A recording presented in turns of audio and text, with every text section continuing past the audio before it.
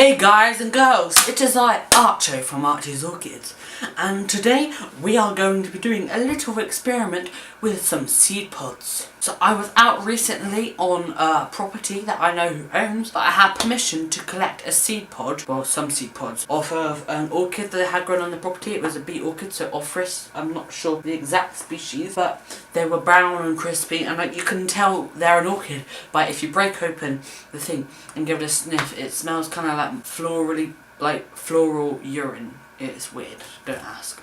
That's what it smells like, and that's how you can tell it was an orchid. Or otherwise you can see the orchid in bloom before it turns to seed pod, wait for it to turn to seed pod, to visit it every week. And when it's seed pod, collect it. You can either collect it with the green seed pod or the brown open seed pod, as the seed pod doesn't need to be sterilised as such when you're doing it with indoor species like this Pleurathalis here, but because germinating on agar medium, I'm actually not sure if this will grow or it won't grow, because I've never done this before and I haven't researched it, and it probably won't do anything, but I'll make a video on it anyway as an experiment that you all can follow along with. So basically what I'm going to be doing is taking this container and I will put a layer of medium, that's just ordinary soil, and then I had an idea because orchid seeds need a fungus to germinate because they're not self-fertile and they can't grow in normal soil. So what I was thinking is, on one of my orchids in here, it will have that fungus in the medium because it like originates from the roots or something, and we can try germinate it on that medium.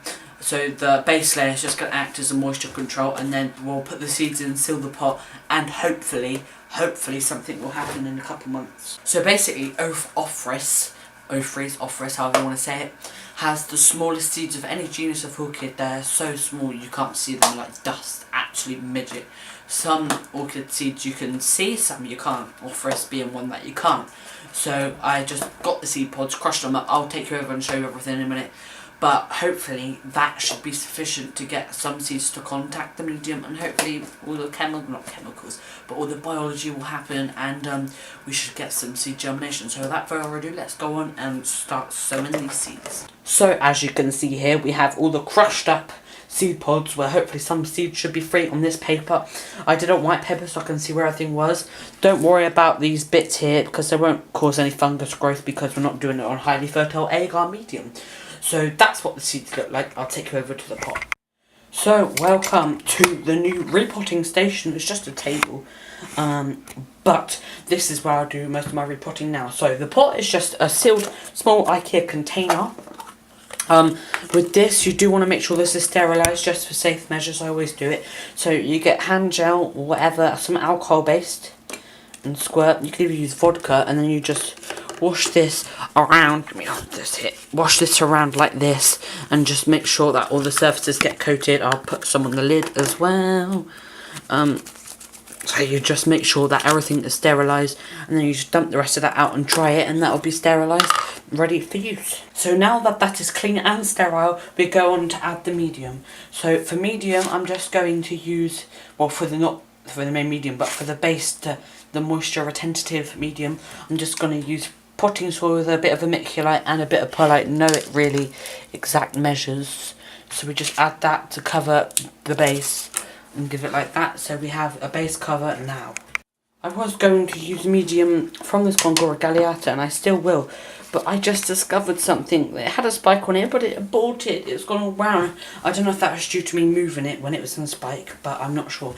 But it has more spikes growing on it, so I'll move that back into the indoor greenhouse, and hopefully we should be okay. So what I'm just going to do now is going to get a few bits of bark from here, and just some sphagnum, just something that I can crush up and sprinkle on top. I'm not going to use the hydroleca because that can't really absorb many nutrients. Also, you want to choose an established plant that has got established in its pot for doing this, just to make sure that the funguses are there. So now we have that, I'm just going to sprinkle this sphagnum moss on top like so. I'll do this, guys, and then I'll come back to you. Just crush up any bark and stuff, make sure it's nice and fine, and it should work. So once you have the medium mixed in, you just want to moisten it. And also, guys, don't take this as like a serious tutorial, because I actually have no idea if it'll work or not. It probably won't work, but now it's ready to actually sow the seed onto it.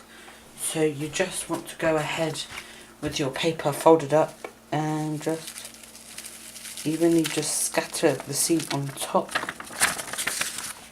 like so, and then just push it in a little bit, mix it around a little bit just to make sure you got contact on the seeds if they will germinate. So now with that, you just want to pop the lid on, label it and keep it in a warm, bright place. I don't know until how long it takes to germinate. I'm not too sure how long it takes to germinate, but that's that. So now that is done. So thanks for watching this video, guys. If you liked it, then give it a thumbs up, comment and subscribe. If you didn't like it, give it a thumbs down and tell me what I did wrong. And yeah, I will see you in my next video, so goodbye. Boy, you know you drive me out of my mind. Woo!